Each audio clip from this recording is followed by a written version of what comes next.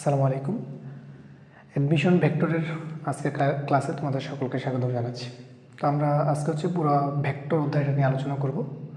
খুবই ইম্পর্টেন্ট টপিকগুলোকে বেশি হাইলাইটস করব অ্যান্ড অপ্রয়োজনীয় জিনিসগুলো আমরা বাদ দিয়ে দিব, ঠিক আছে?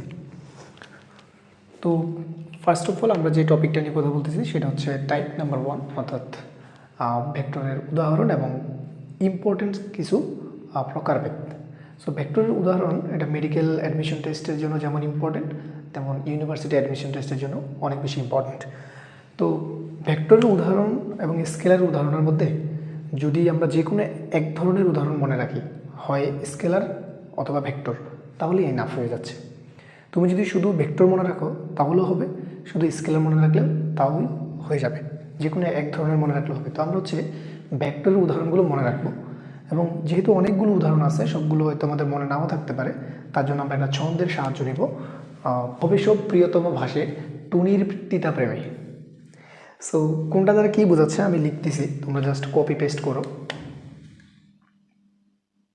বত হচ্ছে অনলি বেগ, এটা হচ্ছে স্মরণ, হচ্ছে বল, এটা মানে হচ্ছে সকল প্রাবল্য। এরপরে হচ্ছে ওজন, ত্বরণ এবং মন্দন। ত্বরণ, এটা হচ্ছে মন্দন। তারপর হচ্ছে সকল ভ্রামক, দেন সান্দ্রতা গুণাঙ্ক,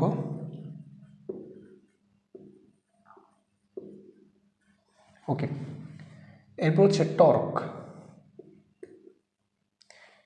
এরপর আমরা বুঝবো তড়িৎ ক্ষেত্র, এবং এইটা দ্বারা আমরা বুঝবো পৃষ্ঠটান।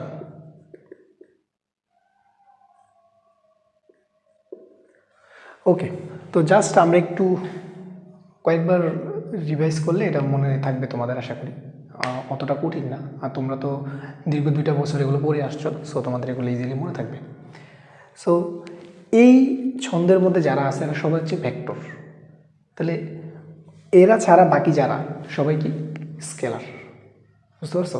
এই ছন্দের বাহিরে যারা আছে, এই লিস্টে যারা নাই সবাই স্কেলার, আর এই লিস্টে যারা আছে এরা হচ্ছে কি ভেক্টর। এখানে একটা ব্যতিক্রম আছে। কোনটা ব্যতিক্রম? যেখানে আমি লিখছিলাম যে সকল ভ্রামক, এখানে ব্যতিক্রমটা কি? ব্যতিক্রমটা হচ্ছে যে জড়তার ভ্রামক কিন্তু স্কেলার রাশি, জড়তার ভ্রামক কিন্তু কি রাশি? স্কেলার রাশি। সুতরাং সকল ভ্রামকের মধ্যে জড়তার যে ভ্রামক আছে সেটা কিন্তু ইনক্লুডেড না, ওকে? তো এখন আমরা ভেক্টরের গুরুত্বপূর্ণ কিছু প্রকারভেদ নিয়ে আলোচনা করব। তো এখন আমরা ভেক্টরের যতগুলো প্রকারভেদ আছে তার মধ্যে সবচেয়ে ইম্পর্টেন্ট প্রকারভেদ নিয়ে কথা বলবো। এগুলোর বাইরে যে প্রকারভেদগুলো আছে সেগুলো ইউনিভার্সিটি অ্যাডমিশন টেস্টের জন্য অত বেশি ইম্পর্টেন্ট না, দ্যাটস আমরা এগুলো নিয়ে আলোচনা করব। তো ফার্স্ট অফ অল আমরা শূন্য ভেক্টর নিয়ে কথা বলতে চাচ্ছি, বা নাল ভেক্টর নিয়ে। সো শূন্য বা নাল ভেক্টর হচ্ছে যে ভেক্টরের মান শূন্য, ঠিক আছে? আচ্ছা, তো মান শূন্য একটা ভেক্টরকে আমরা আসলে রিপ্রেজেন্ট করবো কীভাবে? ঠিক না, এটা তো কোনো মান নাই, কীভাবে রিপ্রেজেন্ট করবো? তো বোঝার সুবিধাতে আমরা একটা ডট দিয়ে এটাকে চিন্তা করি। শূন্য ভেক্টরটাকে জাস্ট একটা কী করবো? ডট দিয়ে চিন্তা করব। এখন তুমি জাস্ট চিন্তা করো, যখন আমরা এটাকে ডট দিয়ে চিন্তা করব তখন তার দিকটাকে আমি নির্দিষ্ট করে বলে দিতে পারবো কিনা? তার দিকটা কিন্তু আইডেন্টিফাইড না, নির্দিষ্ট করে বলা যাচ্ছে না। তাহলে এখানে খুব ইম্পর্ট্যান্ট একটা ইনফরমেশন, এটা অবশ্যই মাথায় রাখবা। সেটা হচ্ছে একমাত্র শূন্য ভেক্টর যার নির্দিষ্ট বা সুনির্দিষ্ট কোনো দিক নেই। পরীক্ষা এভাবে আসতে পারে যে কোন ভেক্টরের সুনির্দিষ্ট কোনো দিক নেই, সেটা হচ্ছে শূন্য ভেক্টর। তাহলে এটা একটু মাথায় রাখবা যে একমাত্র শূন্য ভেক্টরের সুনির্দিষ্ট কি নেই? দিক নেই।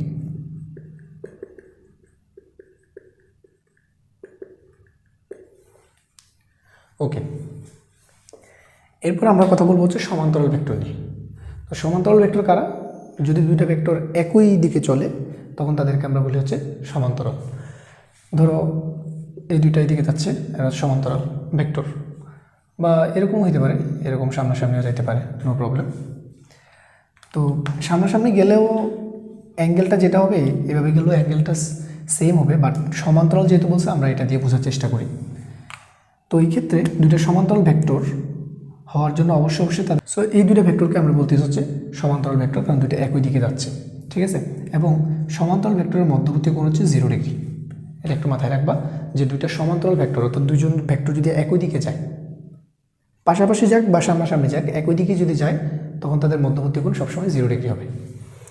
ওকে, এরপর আসি বিপরীত ভেক্টর। সাপোজ ধরো এই ভেক্টরটা এইদিকে যাচ্ছে, বাট এই ভেক্টরটা তার উল্টা দিকে যাচ্ছে এই দিকে, তখন আমরা তাদেরকে বিপরীত ভেক্টর বলতে পারি, কারণ তাদের দিক কি বিপরীত। তাহলে দুইটা বিপরীত ভেক্টরের মধ্যবর্তী কোণ হচ্ছে 180 ডিগ্রি। দুইটা বিপরীত ভেক্টরের মধ্যবর্তী কোণ কত? 180, 180 ডিগ্রি, ঠিক আছে। দুইটা বিপরীত ভেক্টরের মধ্যবর্তী কোণ হচ্ছে 180 ডিগ্রি, এটা একটু মাথায় রাখবা। একটু যদি দেখি, তোমরা ভেক্টরের একটা ধর্ম জানো, সেটা হচ্ছে ভেক্টরকে আমরা এক স্থান থেকে অন্য স্থানে স্থানান্তর করতে পারি মান এবং দিক ঠিক রেখে, ঠিক আছে।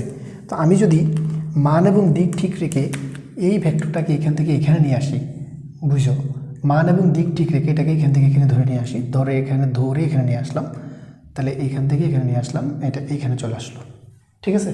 তাহলে মান এবং দিক ঠিক রেখে এটা দৈর্ঘ্যটা কী রাখতে হবে? সেম রাখতে হবে। এটা এদিকে ছিল, এটা এদিকেই যাইতে থাকবে। ওকে, এবার দেখো এই দুইটার মধ্যবর্তী কোণ কত? অবশ্যই 180 কোণ বা 180 ডিগ্রি, বুঝতে পারছো? ওকে, এরপরে আমরা আলোচনা করব হচ্ছে আয়ত একক ভেক্টর নিয়ে। সো আয়ত একক ভেক্টর কারা? আয়ত একক ভেক্টর হচ্ছে, আমরা যদি তিনটা অক্ষ নিই,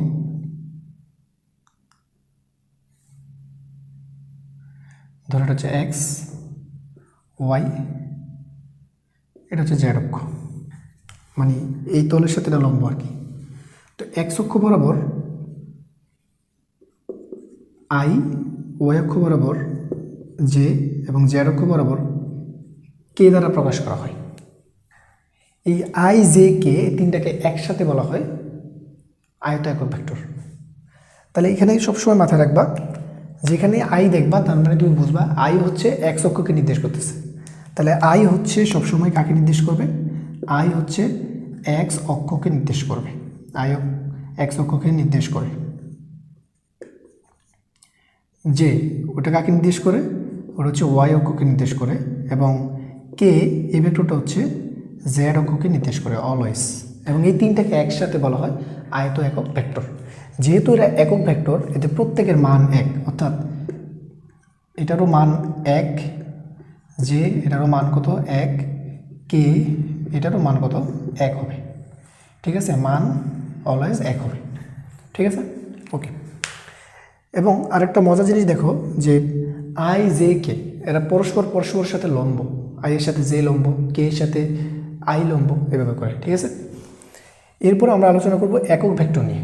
তো একক ভেক্টর নিয়ে আমাদের একটু বিস্তারিত আলোচনা করতে হবে, কারণ একক ভেক্টর থেকে অনেকগুলো ইনফরমেশন আমাদেরকে বের করতে হবে। এবং একক ভেক্টর থেকে কিন্তু ইউনিভার্সিটি অ্যাডমিশন টেস্টে সবচেয়ে বেশি প্রশ্ন আসে এই প্রকারভেদ থেকে, ঠিক আছে।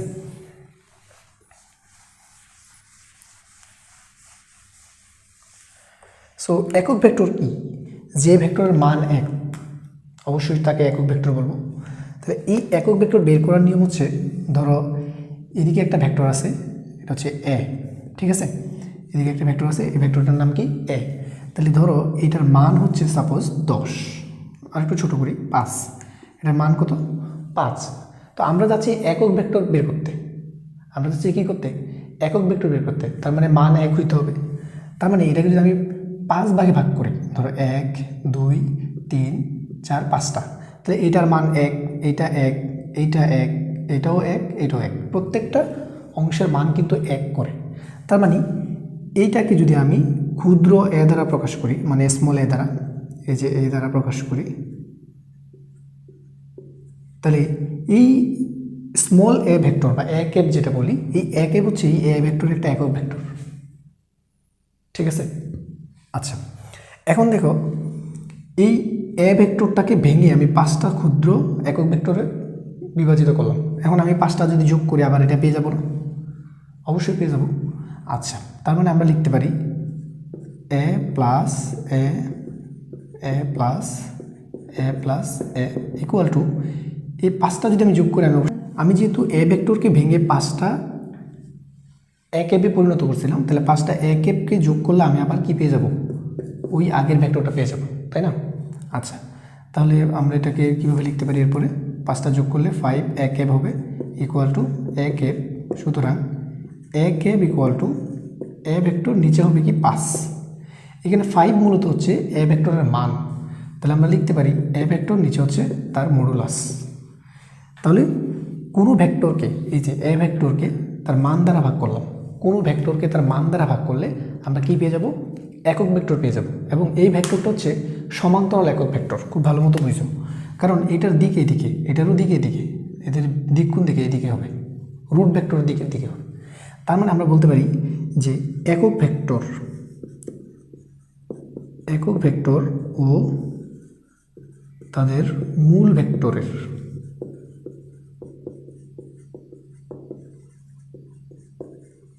মধ্যবর্তী কোণ অলওয়েজ 0 ডিগ্রি হবে। কেন 0 ডিগ্রি? কারণ মূল ভেক্টর এবং একক ভেক্টর হচ্ছে একই দিকে চলতেছে, এই জন্য এই ভেক্টরটাকে বলা হয় সমান্তরাল একক ভেক্টর। তাহলে যদি প্রশ্নে আসে সমান্তরাল একক ভেক্টর কীভাবে বের করব, সিস্টেম হচ্ছে এটা, কোনো ভেক্টরকে তার মান দ্বারা ভাগ করতে হবে। কোনো ভেক্টরকে তার মান দ্বারা যদি আমরা ভাগ করি, আমরা কী পেয়ে যাব? সমান্তরাল একক ভেক্টর পেয়ে যাব। এবং এই ইনফরমেশনটা অনেক বেশি ইম্পর্ট্যান্ট। মেডিকেল ইউনিভার্সিটিতে অলরেডি এটা চলে আসছে, বিভিন্ন ইউনিভার্সিটিতেও তো আসছে এটা। সেটা হচ্ছে বিপ্রতীপ ভেক্টর। সো বিপ্রতীপ ভেক্টর কী আসলে? বিপ্রতীপ ভেক্টর হচ্ছে, আমি তোমাদেরকে বুঝাই। ধরো এ একটা ভেক্টর, এটা ধরো হচ্ছে 5i, এবং বি আর একটা ভেক্টর, ওইটার ভ্যালু হচ্ছে 1/5i। যদি এরকম হয় একটা ভেক্টরের মান আর একটা ভেক্টরের ব্যস্তানুপাতিক, তখন আমরা তাদেরকে একজন আরেকজনের কী বলি? বিপ্রতীপ ভেক্টর বলি। তবে অবশ্যই তাদেরকে কী হতে হবে? সমান্তরাল ভেক্টর হতে হবে। তার মানে তাদেরকে একই দিকে থাকা লাগবে। তাহলে বিপ্রতীপ ভেক্টর অবশ্যই কী হতে হবে? বিপ্রতীপ ভেক্টর অবশ্যই কী হতে হবে? সমান্তরাল হওয়া লাগবে।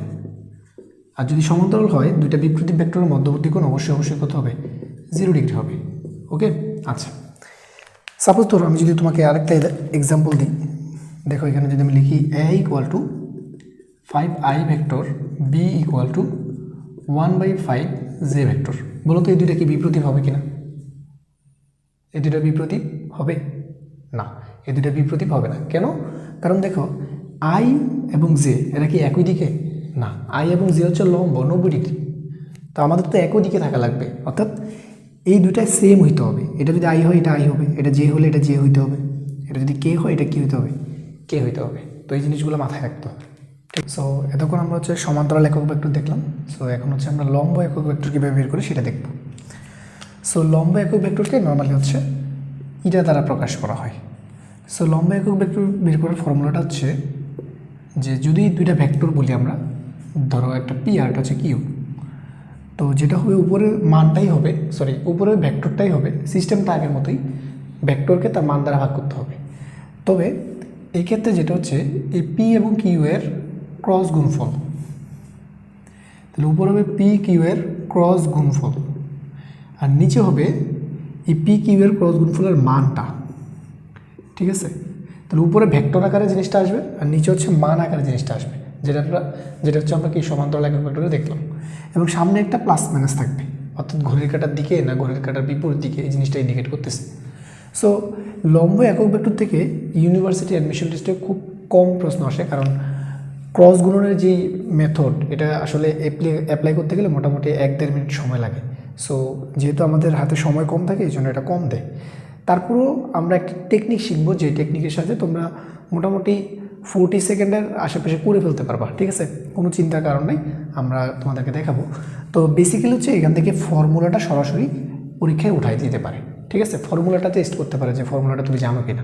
ঠিক আছে, সো এখন হচ্ছে আমরা মান নির্ণয় নিয়ে আলোচনা করব, এবং এরপরে আমরা তো এখন হচ্ছে আমরা মান নির্ণয়ের সম্পূর্ণ ডিটেলস দেখব, কত প্রকারের মান কীভাবে নির্ণয় করা যায়। কারণ মান নির্ণয়ের বেসিকগুলো ক্লিয়ার না থাকলে আমরা তোমার লোক দিয়েগুলো বের করতে পারবো না, তারপর হচ্ছে একক ভেক্টরগুলো আইডেন্টিফাই করতে পারবো না। ঠিক আছে, মান নির্ণয়ের আমরা কয়েকটা ধরন দেখব।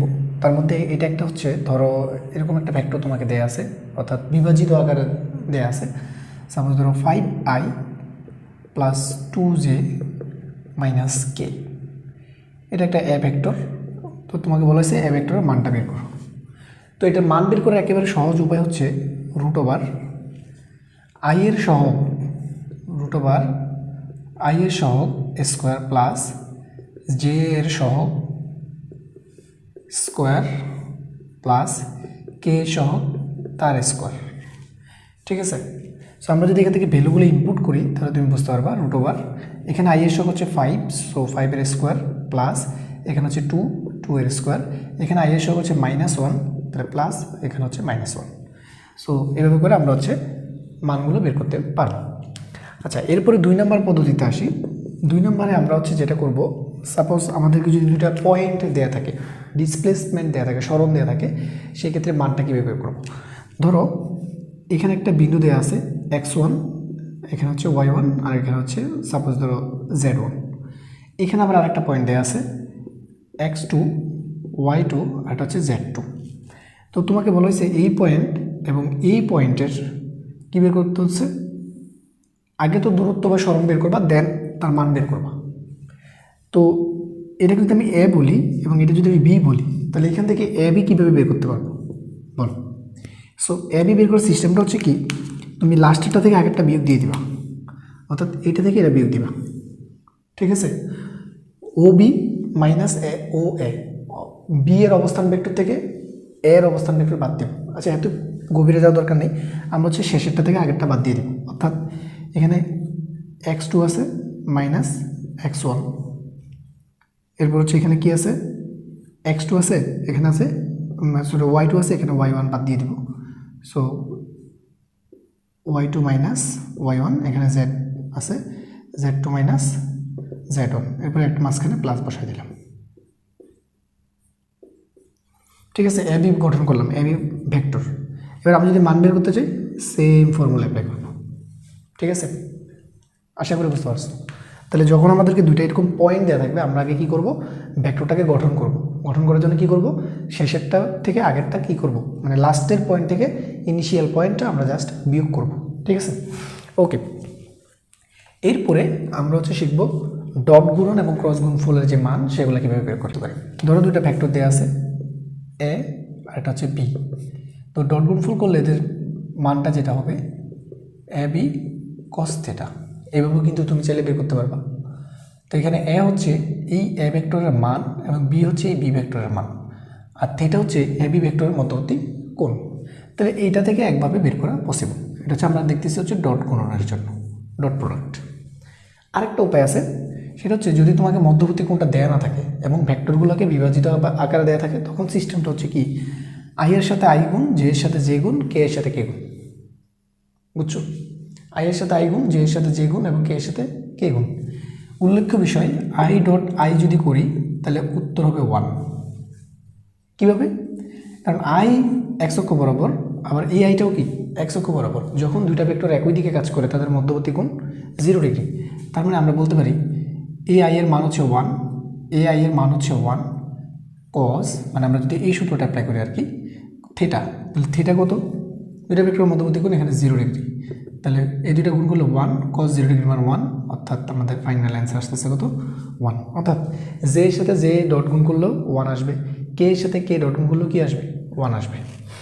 আচ্ছা, তাহলে ধরো তোমাকে দেওয়া আছে একটা vector 2i plus 2j plus K, B একটা ভেক্টর দেওয়া আছে তোমাকে i প্লাস জে মাইনাস কে।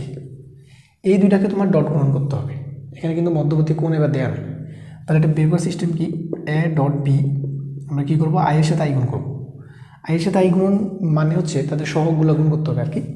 তো এখানে আই এর সহগ কত 1, এখানে কত 2, তাহলে 2 একে 2 প্লাস এখানে 1, এখানে 2, 2, এখানে 1, এখানে 1, তার মানে হচ্ছে -1। এখন আই আর আই গুণ হয়ে 1 হয়ে গেছে, এটা ভেনিশ। জে আর জে গুণ হয়ে কী হয়ে গেছে 1 হয়ে গেছে, এটা ভেনিশ। সো আমরা এভাবে করে চাইলেও মানটা বের করতে পারবো। বুঝতে পারছো, ওকে। সো এখন আমরা হচ্ছে দেখব ক্রস গুণন।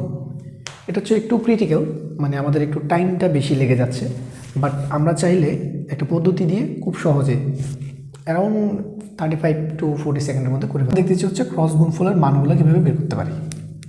তো প্রথমত এটা তো আমরা জানি যে দুইটা ভেক্টরকে যদি আমরা ক্রস গুণফল করি, আমরা হচ্ছে এ বি সাইন থিটা আকারে লিখতে পারি, ঠিক আছে, যেখানে এ হচ্ছে এ ভেক্টরের মান, বি হচ্ছে বি ভেক্টরের মান, থিটা হচ্ছে তাদের মধ্যবর্তী কোণ।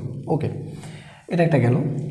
এবার ধরো তোমাকে দুইটা ভেক্টর দেওয়া আছে, A vector 2y plus 2j only K, এবং বি ভেক্টরটা তোমাকে দেওয়া আছে 5i মাইনাস 2j অ্যান্ড এটা হচ্ছে ধরো 3k, এরকমটা দেওয়া আছে। সো এইটার ক্রস গুণফলটা তোমাকে বের করতে হবে। তো ট্রেডিশনাল নিয়মে যদি তুমি করতে চাও তাহলে মোটামুটি একটু টাইম লেগে যাবে, তোমার 1 থেকে 1.5 মিনিট লাগবে। সো আমরা একটা পদ্ধতি অ্যাপ্লাই করব, যে পদ্ধতি দিয়ে খুব সহজে ফার্স্ট ক্যালকুলেশনটা করা যাবে। কিভাবে? তো প্রথমত এটাকে আমরা ম্যাট্রিক্স আকারে প্রকাশ করি। তাহলে ম্যাট্রিক্স আকারে যদি প্রকাশ করি, অর্থাৎ এ ক্রস বি ম্যাট্রিক্স আকারে প্রকাশ করলে কী হবে, আই জে কে। তাহলে এখানে কত আছে 2, এখানে আছে 2 দেন 1, এখানে আছে হচ্ছে আমাদের 5 দেন হচ্ছে -2, তারপর হচ্ছে কত -3। তো এই পর্যন্ত আসার পর আমরা যেটা করব, এই পর্যন্ত আসার পর আমি হচ্ছে অলরেডি ম্যাট্রিক্স যখন করাইলাম, ম্যাট্রিক্সে এখানে ডিটারমিনেন্ট কীভাবে বের করতে হয় এটা খুব সরল রেখায় করাইছিলাম, ঠিক আছে। তো এখান থেকে তোমরা একটু দেখে নিতে পারো, এখানে বিস্তারিত আলোচনা করা আছে, বাট এখানে আমরা একটু শর্টলি আলোচনা করতেছি। সো এখানে টেকনিকটা হচ্ছে কি, এই দুই কর্নারের দুইটা এলিমেন্ট ধরো, এগুলোকে বাম পাশে লিখো আর এই দুটাকে লিখো ডান পাশে। বুঝছো কিছু? এই দুইটাকে বাম পাশে, এই দুইটাকে ডান পাশে, লেখা শেষ। এবার গুণ করার পালা। আমি একটু আস্তে ধীরে তোমাদেরকে দেখাই, যেহেতু এখানে ডিটেলসে আলোচনা করতেছি না, তো ফাস্ট করলে তোমরা আবার বুঝবা না। তো এবার আমরা হচ্ছে তিনটা গুণ করে ফেলবো, আমাদের কাজ হচ্ছে এটা। সো ফার্স্টে আমরা গুণ করবো কি, ফার্স্টে আমরা হচ্ছে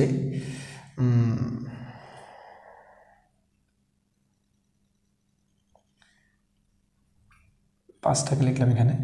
ফার্স্টে কিন্তু আমরা চাইলে এই তিনটাকে গুণ করতে পারি, তারপর আবার এই তিনটাকে গুণ করতে পারি, তারপর আবার এই তিনটাকে গুণ করতে পারি, ঠিক আছে।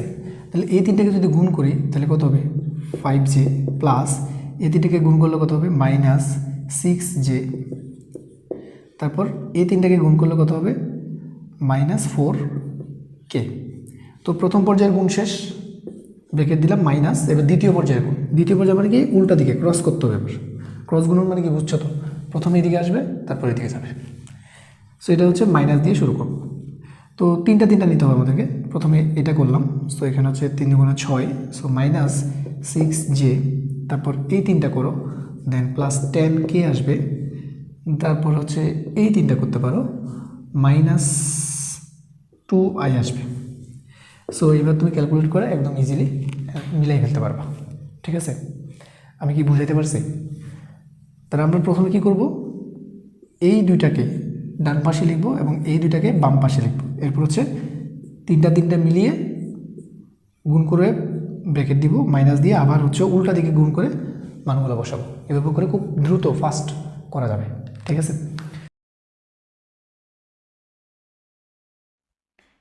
So here is our first question. So আমাদের ফার্স্ট কোয়েশ্চেন কি আছে দেখো। ফার্স্ট কোয়েশ্চেনে বলা হয়েছে কোনটি স্কেলার রাশি। তো আমরা তোমাদেরকে যখন উদাহরণগুলো দেখাইছিলাম যে ভেক্টর রাশির উদাহরণ, তখন তোমাদেরকে বলা হয়েছিল যে ওই চার্টের মধ্যে কারা আছে, যারা আছে তারা ভেক্টর, যারা নাই তারা স্কেলার। তো আমরা এখন দেখবো ওই যে আমরা যে লিস্ট একটা দেখলাম, একটা ছন্দ দেখলাম না, ওই ছন্দের মধ্যে কারা কারা আছে। তাহলে আমরা দেখি স্মরণ কি ছন্দে আছে, তাহলে এটা কিন্তু স্কেলার না, এটা ভেক্টর। বল আছে ভেক্টর। ত্বরণ আছে ভেক্টর, কিন্তু ঘনত্ব তো নাই। তো ঘনত্ব নাই মানে ঘনত্ব কি স্কেলার, তাহলে এটা হচ্ছে আমাদের স্কেলার। এই জন্য আমি বলছিলাম যে কি, হয় স্কেলার শিখো না হয় ভেক্টর শিখো, যে কোনো একটা শিখলেই কাজ হয়ে যাবে। দেখছো, ভেক্টর শিখেই কিন্তু কাজ হয়ে গেল। ওকে, নেক্সট। কোনটা স্কেলার রাশির উদাহরণ? ফার্স্ট বলো কোনটা হবে, বলো।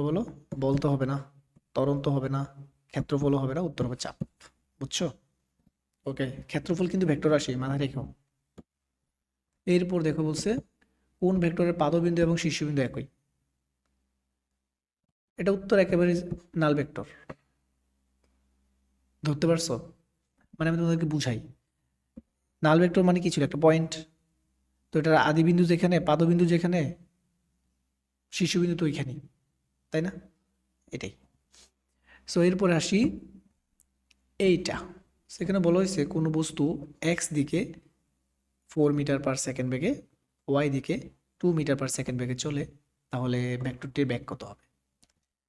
তো এখানে কিন্তু আই যে আকারে দেয়া আছে, তো আমরা বুঝে গেছি যে এক্স দিকে 4 মিটার/সেকেন্ড মানে কি, এক্স দিকে কোন ভেক্টর কাজ করে, আই, তার মানে 4 i মিটার/সেকেন্ড। ওয়াই দিকে 2, এবং সেটা যে হবে 2j মিটার/সেকেন্ড। তাহলে 4i+2j এই যে অ্যান্সার, একেবারে ইজি। এরপর আসো এটা চট্টগ্রাম 2020-এ আসছিল এটা।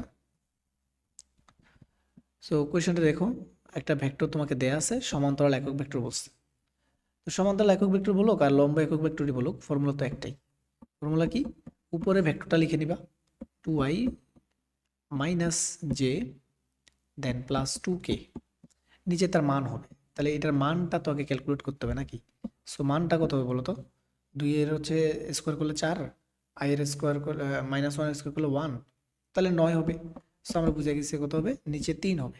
তাহলে 2/3 -1/3 +2/3, 2/3 -1/3, হ্যাঁ উত্তর বি। ওকে ওকে, এবার এটা দেখো, সেটা মানটা বের করতে বলছে, খুব ইজি, মানটা বের করতে পারবো। √36 + 9 + 4, সো কত দাঁড়ালো, বলো? 49। সো 49 করলে কত আসবে, 7। 7 ইজ দ্য অ্যান্সার। বুঝছো? আচ্ছা, এখানে যদি তোমাকে বলতো, মানে যদি এইভাবে বলে দিত, ধরো যে এক্স জেড তলে মানটা কত হবে, এটা তোমাকে বলতো, তখন তুমি কি করতা? এক্স তলে বলছে মানে এটা, জেড তলে মানে এটা, তার মানে এটা বাদ। তখন তুমি এই দুইটাকে হিসাব করে বসাই দিতা, মানে জেডটা চিন্তা করার দরকার ছিল না যদি এক্স জেড তলে বলতো। আবার ওয়াই জেড তলে বললে তুমি জে আর কে চিন্তা করবা, আই বাদ দিয়ে দিবা। বুঝছো? এটাতে আসি, দুইটা ভেক্টর দেয়া আছে, স্কেলার গুণফল, একটু আগে তো আমরা দেখলাম। এর সাথে আই গুণ হবে, জে এর সাথে জে গুণ হবে, কে এর সাথে কে গুণ হবে। ওকে, করে ফেলো। সো এখানে ভালো মতো দেখো, এখানে আই আছে কিন্তু এখানে কি নাই, আই নাই। সো আই 9 মানে হচ্ছে ওর সহগ কত, 0, এরকম না? তাহলে 0, 0-এর সাথে 2 গুণ হলে 0 হয়ে যাবে। জে সহগ এখানে হচ্ছে 1, আর এখানে আছে 4, সো 4 একে 4 হয়ে যাবে। তারপরে এখানে আছে -1, এখানে আছে -1, তার মানে 1 + 5। এখন দেখো 5 কি আছে, নাই, 5 না থাকলে ব্ল্যাঙ্ক, খালি। এরপর আসি এটা, দেখো দুইটা পয়েন্ট দেয়া আছে, তোমাদেরকে দেখালাম না, দুইটা পয়েন্ট থাকলে কি করতে হবে, শেষ বিয়োগ আদি। তাহলে আমরা এখানে দেখি পয়েন্ট 5, 4, 3, 8, 6 অ্যান্ড হচ্ছে 5। আমরা কি করবো, বাদ দিব। আমাদের কাজ হচ্ছে কি দেওয়া, বিয়োগ দেওয়া। তাহলে 8 থেকে 5 গেলে 3 i, 6 থেকে 4 গেলে 2 +2j, সো 5 থেকে 3 গেলে 2k। সেটা মান বের করতে হবে, √3 স্কোয়ার 9, 2 স্কোয়ার 4, আবারও 4, সো হিসাব নিকাশ করলে আমরা পাচ্ছি 9 4 13 4 17, √17 আমাদের হচ্ছে অ্যান্সার। এই যে √17। আচ্ছা, এরপরে আসি আমরা এটা, এই প্রশ্নটা মোটামুটি স্ট্যান্ডার্ড মনে হয়েছে এতক্ষণে, একটা ভালো প্রশ্ন।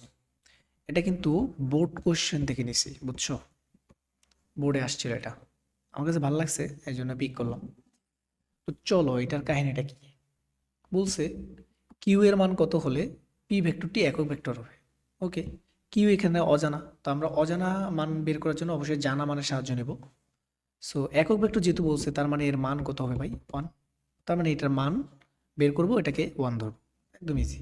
তো এটার মান যদি বের করি, হাফ স্কোয়ার করলে 1/4, হাফ স্কোয়ার করলে 1/4, এরপর হচ্ছে কিউ এর স্কোয়ার ইকুয়াল টু, এই যে এটার মান বের করছি না, কিউ এর, পি এর মান, এটার মান দেওয়া আছে 1, সো একদম ইজি। দুই পাশে স্কোয়ার করে দাও, স্কোয়ার করলে হবে 1/4, 1/4, সো 1/4, 1/4 যোগ করলে হয় half, Q square equal to 1। So আমরা বলতে পারি আমাদের অ্যান্সার হচ্ছে Q square equal to 1 - half, 1 থেকে হাফ গেলে হাফ হবে, অ্যান্ড রুট করলে আসবে 1/√2। সো বলো 1/√2 কই আছে, এই যে 1/√2। নেক্সট, এই তো খুব ইন্টারেস্টিং একটা প্রশ্ন। সেখানে কি বলছে, যে সামুদ্রিকের দুইটা সমন্বিত বাহু আছে, অ্যান্ড তোমাকে হচ্ছে সামুদ্রিকের ক্ষেত্রফলটা আইডেন্টিফাই করা লাগবে। তো এটা খুবই ইজি। তো তোমরা কি জানো সামুদ্রিকের ক্ষেত্রফল কীভাবে বের করে? ক্রস গুণনের সাহায্যে। সো আমরা যদি সূত্রটা একটু দেখি, ক্ষেত্রফল বের করার দুইটা প্রসেস আছে। একটা প্রসেস হলো যদি তোমাকে কর্ণ দেয়া থাকে তখন হবে একরকম, যদি তোমাকে বাহু দেয়া থাকে তখন হবে একরকম। সো কর্ণ থাকলে হবে হাফ ইন্টু ওই বাহু দুইটা কর্ণ দুইটার গুণ ক্রস গুণফল, তাই তো ধরলাম A B, A cross B হবে। সো এখানে যদি বাহু থাকে জাস্ট বাহু দুইটা কি করে দিব, গুণ করে দিব, ক্রস গুণফল, এখানে আর হাফটা আসবে না। So this is the process. তো চলো এখন আমরা একটু করি।